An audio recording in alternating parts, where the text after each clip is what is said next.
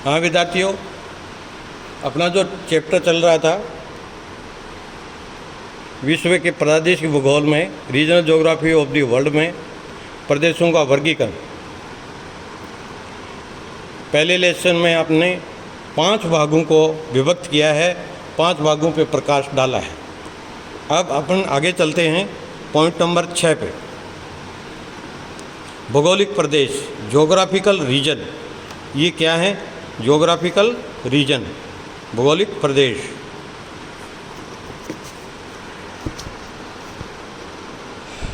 प्राकृतिक प्रदेशों में भिन्न, इनमें भौतिक तत्वों के साथ सामाजिक व सांस्कृतिक अभिलक्षणों को समरूपता पाई जाती है। इनका निर्माण विभिन्न भौगोलिक कारकों के आधार पर होता है। इस आधार पर किसी भौतिक समानता के प्रदेशों में जितनी दूरी तक विस्तृत क्षेत्र में आर्थिक व्यवसायों को समानता मिलती है, इनमें मिलाकर भौगोलिक प्रदेशों का निर्माण होता है। इनको विभिन्न भौगोलिक तत्वों के आधार पर वर्गीकृत किया जा सकता है। उच्चावच के आधार पर पर्वतीय प्रदेश, पठारी प्रदेश तथा मैदानी प्रदेश। जलवायु के आधार पर मानसूनी प्रदेश, भूमध्य सागरीय प्रदेश, टैगा व टुंड्रा प्रदेश आदि प्रमुख है। इसी प्रकार वनस्पति पर आधारित वन प्रदेश, घास प्रदेश तथा झाड़ी प्रदेश, झाड़ियों का प्रदेश महत्वपूर्ण है। भूगोल के 2 या अधिक तत्वों पर आधारित प्रदेशों में टैगा प्रदेश, सवाना प्रदेश, स्टेपी या प्रेरी प्रदेश प्रमुख है, जो जलवायु, मृदा, आंतरिक संरचना तथा वनस्पति आदि तत्वों पर आधारित है। इसी प्रकार आर्थिक गतिविधियों पर आधारित प्रदेशों में कृषि प्रदेश, पशुचारण प्रदेश, दुग्ध उत्पादन प्रदेश तथा निर्माण उद्योग प्रदेश प्रमुख है। पॉइंट नंबर 7, सकेंद्रीय प्रदेश, नोडल रीजन। सकेंद्रीय प्रदेश, नोडल रीजन क्या है? ये लघु तथा संगठित प्रकृति के प्रदेश होते हैं, जिनका निर्माण किसी कार्यात्मक क्षेत्रों के केंद्रवर्ती स्थानों पर होता है। ये प्रदेश विभिन्न प्रकार के परिवहन एवं यातायात के साधनों द्वारा तत्संबद्ध क्षेत्रों से संबद्धता होती है। इस प्रकार के प्रदेशों का विकास बड़े बड़े नगरों के मार्ग संगम केंद्रों पर होता है। पॉइंट नंबर 8, समरूपता प्रदेश। समरूपता प्रदेश,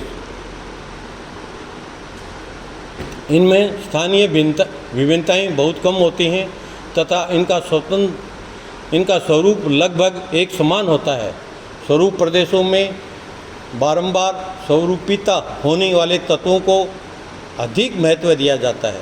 उदाहरण के लिए मानसूनी प्रदेशों में तापमान एवं वर्षा के वितरण में समानता पाई जाती है।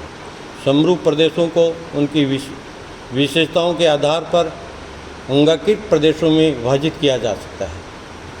इनके कौन कौन से? एक लक्षणीय प्रदेश, जिन प्रदेशों में केवल एक ही तत्व या लक्षण की समरूपता मिलती है उन्हें एक लक्षणीय प्रदेश कहते हैं। जलवायु पर आधारित जलवायु प्रदेश, वनस्पति पर आधारित वनस्पति प्रदेश आदि इसके उदाहरण हैं। फिर बहुलक्षणीय प्रदेश। बहुलक्षणीय प्रदेशों में कौन आते हैं? ऐसे प्रदेशों में एक से अधिक तत्वों को समरूपता होती है। इनमें जलवायु, वनस्पति, मृदा, जीव जंतु, कृषि स्वरूप, आदिवास तथा यातायात जैसे तत्वों में परस्पर अंतर संबंध होता है। इसी के अंदर समरूपता प्रदेशों में पॉइंट नंबर 3 देखिए, समरूप आर्थिक प्रदेश। इन प्रदेशों की आर्थिक क्रियाओं की समानता पाई जाती है, एक समान होती है इनमें आर्थिक क्रियाएं, एक समान कार्य होता है। पॉइंट नंबर 9, राजनीतिक प्रदेश, पॉलिटिकल रीजन। तो राजनीतिक प्रदेश कौन से होते हैं? Political reason. इन प्रदेशों में स्थलाकृति, जलवायु तथा वनस्पति की समानता के स्थान पर केवल प्रशासनिक संबद्धता होती है। राजनीतिक प्रदेशों की विभिन्न इकाइयाँ होती हैं, जैसे भारत में राज्य, जिला, तहसील तथा गांव आदि, ये प्रशासनिक इकाइयाँ हैं। पॉइंट नंबर 10, नगर प्रदेश, सिटी रीजन। सिटी रीजन में नगर प्रदेश किसी महानगर के कार्यों के प्रभाव से एक पृथक क्षेत्रीय इकाई के रूप में विकसित होते हैं। फिर है पूर्ण प्रदेश। ये पूर्ण प्रदेश क्या है? कंपेज या पूर्ण प्रदेश का निर्धारण भौतिक तथा लक्षणों तथा सांस्कृतिक तत्वों के आधार पर किया जाता है। ये सभी कार्यात्मक रूप से मानवीय व्यवसायों से संबद्ध होते हैं। कंपेज शब्द का प्रयोग पूर्ण प्रदेश टोटल रीजन के रूप में सर्वप्रथम हिटलसी ने किया था। कंपेज स्वेच्छानुरूप असमित एवं अनिश्चित प्रदेश होते हैं। हिटलसी के कंपेज के स्पष्ट करते हुए बताया कि पूर्ण प्रदेश प्रत्येक जटिल प्रदेश होते हैं जिनमें हिटलसी ने प्राकृतिक तथा सांस्कृतिक प्रदेशों के संपूर्ण लक्षणों, जीवनी यापन, पूर्ण लक्षणों, सामाजिक जीवन, विभिन्न रूपों के अध्ययन को समावेशित किया है। इसी प्रकार कंपेज प्रदेश में भौतिक जैविक तत्वों का सामाजिक वातावरण के संबंध के आधार पर कारकों का विश्लेषण करके अध्ययन किया जाता है। हिटलसी ने पूर्ण प्रदेश का कंपेज अध्ययन के निम्नलिखित 16 विषयों की सूची प्रकाशित की है।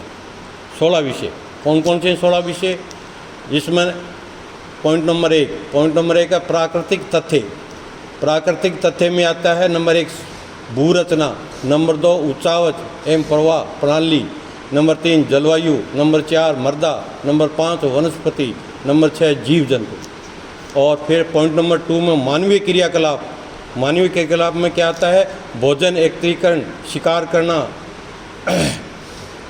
आखेट, खनन, वन काटना, कृषि, निर्माण उद्योग, परिवहन, आदिवास तथा जनसंख्या। इस आधार पर हिटलसी ने कंपेज को उच्चतम कोटि का प्रदेश माना है। Okay, thank you.